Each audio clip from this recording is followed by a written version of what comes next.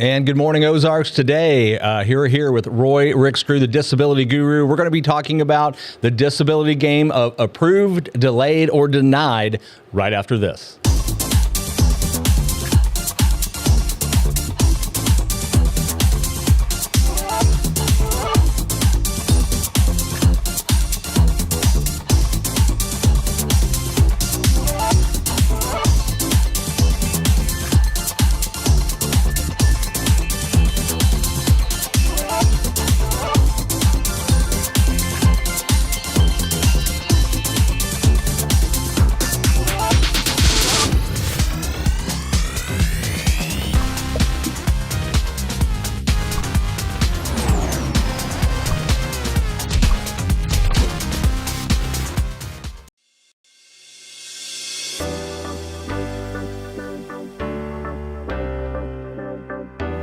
I want to be your disability rep.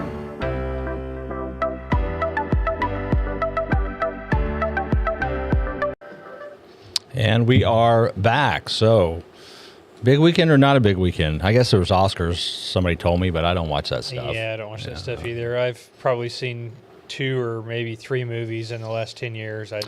Oh, wow. I tune out of that. I just don't really want to spend my money on what they endorse. So we watch a few movies every once in a while, but they're usually at home, afterwards we'll watch them. Sometimes once we can get them for free when they come out. The last thing I watched on the Oscars that I liked was Ricky Gervais's rant at them, which was epic from a few years ago, but pretty apparently good. I missed that.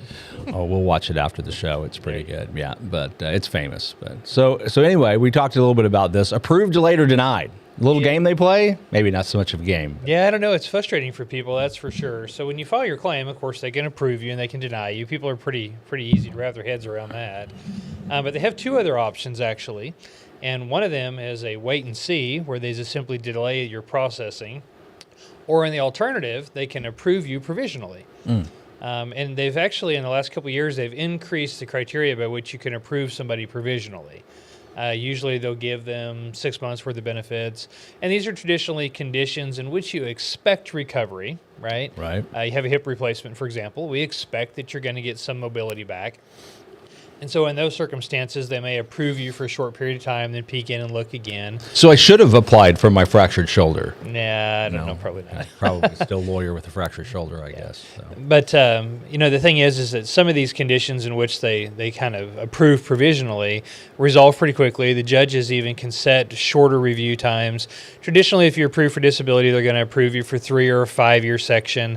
Sometimes if it's a psychological condition, they may draw that back and approve you for a year, thinking that the medication is going to take hold, they're going to get it right, and you're going to increase your functional ability in some way within that 1-year period or even a shorter period.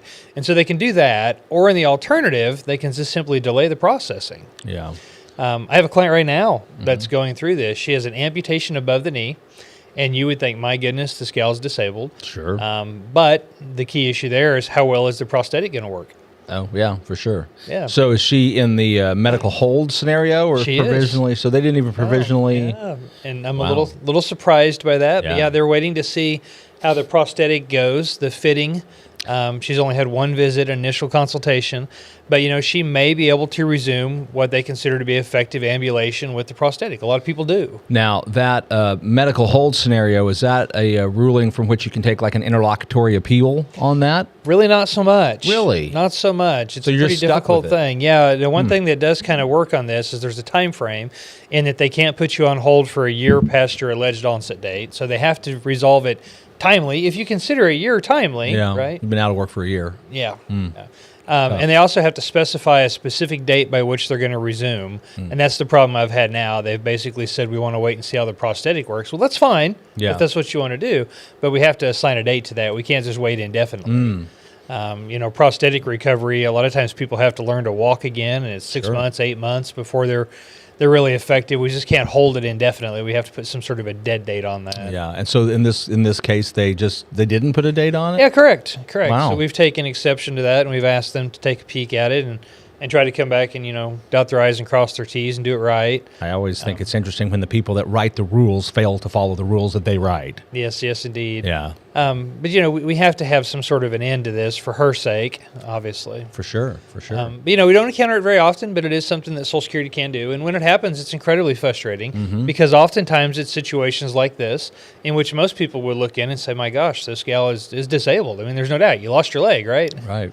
You should be able to get approved timely. Well, it's good for people going through the process too to understand or be at least forewarned, as we're doing today, that these things can't happen. It's not just necessarily a yes or no answer as you go through the process. Yeah, I've had another client recently too who got provisionally approved, and then Social Security waited long enough that his provisional approvement lapsed, and he went from having income to losing income to waiting 3 months and then being ultimately approved in its entirety. But it's just kind of an odd thing. How do you budget for that, right? I don't know. We'll have to ask Bruce on Wednesday how to budget for when Social Security is jerking you around on your benefits, I guess would be the thing to ask. And then if you've got more questions about this, please give Roy a call. His number's up there on the screen, 417-812-6698. Visit his website, UrDisabilityRep.com. Anything you want to say on the way out? You can click on the scan barcode up here too. There's a link to set an appointment to come see me, or you can just give the office a call and we'll work you in. QR code right there. We'll see you next week.